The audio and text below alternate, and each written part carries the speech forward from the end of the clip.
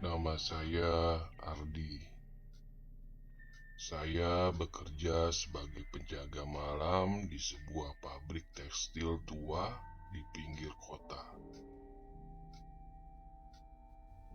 Tempat ini sudah berdiri sejak zaman kolonial.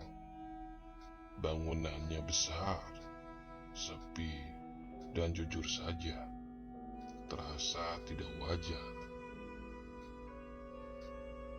Tapi karena butuh uang dan jam kerjanya cocok dengan kuliah saya terima pekerjaan itu. Setiap malam, saya bertugas patroli keliling pabrik dari jam 10 malam sampai jam 6 pagi, di mana ditemani satu walkie-talkie dan senter besar. Saya keliling ruangan bekas produksi, gudang benang, dan lorong-lorong sempit yang dingin dan berdebu. Malam itu, jam menunjukkan pukul 01.32 ketika sesuatu yang aneh mulai terjadi. Saya sedang duduk di pos kecil sambil menonton film lewat ponsel ketika suara dari walkie-talkie berdesis pelan. Biasanya hanya digunakan kalau ada supervisor si pagi yang hendak memberi pesan. Tapi suara ini bukan suara yang biasa saya dengar. Itu suara lelaki tua, parau, pelan, seperti berbisik.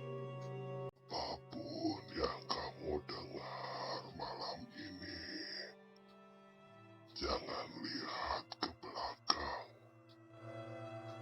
Saya tertegun. Halo? Halo? Halo? Siapa ini? Tak ada jawaban. Hanya suara napas berat seperti seseorang berdiri sangat dekat dengan mikrofon.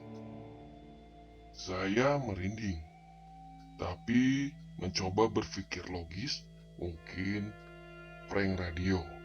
Sinyal nyasar, tapi firasat saya bilang ini bukan gangguan biasa. Dan sekitar pukul 2 pagi, saya merasa dipanggil. Bukan dipanggil lewat suara keras, tapi semacam tarikan batin. Ada sesuatu yang mendorong saya untuk mengecek lorong belakang pabrik, tempat yang biasanya saya hindari karena terlalu gelap dan lembab. Saya menyalakan senter dan mulai berjalan. Semakin dalam saya masuk, udara terasa dingin dan lembab. Langkah kaki saya bergema sendiri di lantai beton. Bau lembab bercampur sesuatu yang busuk. Tiba-tiba, suara itu terdengar lagi dari walkie-talkie.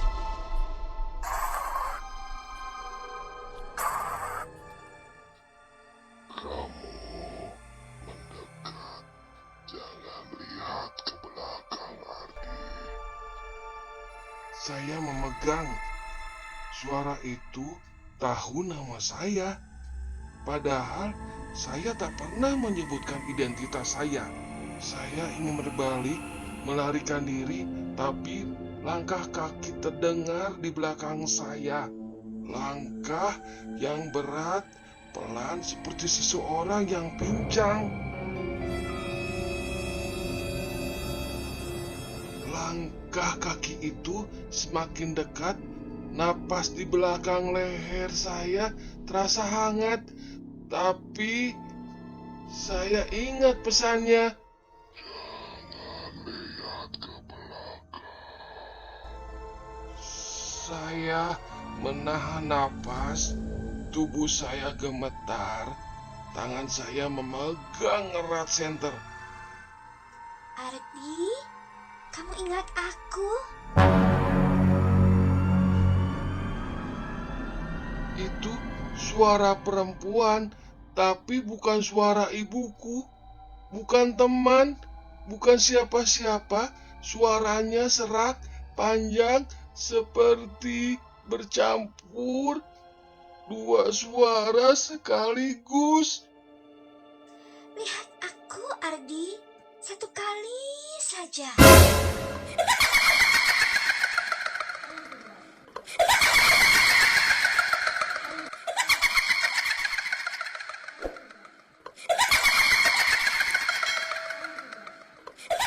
Tangisan terdengar jeritan, lalu suara tertawa melengking tinggi berubah menjadi raungan.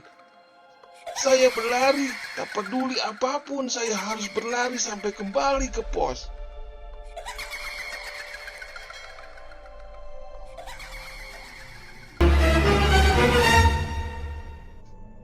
Pagi harinya, supervisor datang dan melihat saya pucat. Tubuh saya gemetar dan duduk di lantai.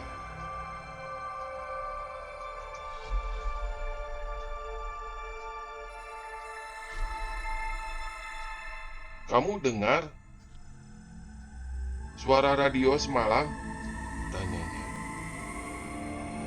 Saya mengangguk pelan. Lalu ia menatap saya dalam-dalam, lalu berkata pelan, "Penjaga sebelumnya juga dengar. Dia menoleh. Sekarang dia dirawat di rumah sakit jiwa. Matanya terbuka terus, tapi kosong. Seolah dia melihat sesuatu." Hari itu juga saya mengundurkan diri sebagai security di pabrik itu. 3 hari kemudian, saya membersihkan kamar kos. Saat hendak mengambil jaket dari gantungan, saya menemukan walkie-talkie pabrik itu masih menyala.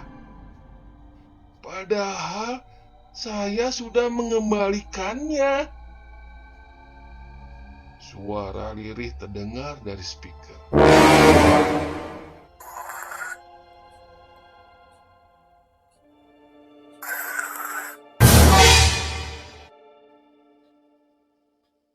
"Kamu selamat, tapi aku masih di belakangmu." Saya menoleh dan dunia pun menjadi gelap. Itu tadi cerita ini malam Jumat, semoga dapat menghibur. Maaf kalau ada kata-kata yang salah. Kalau ada di antara pemirsa semua punya cerita horor dan mau kita angkat ceritanya di sini, bisa ceritain pengalamannya lewat email kami. Saya undur diri. Wassalamualaikum warahmatullahi wabarakatuh.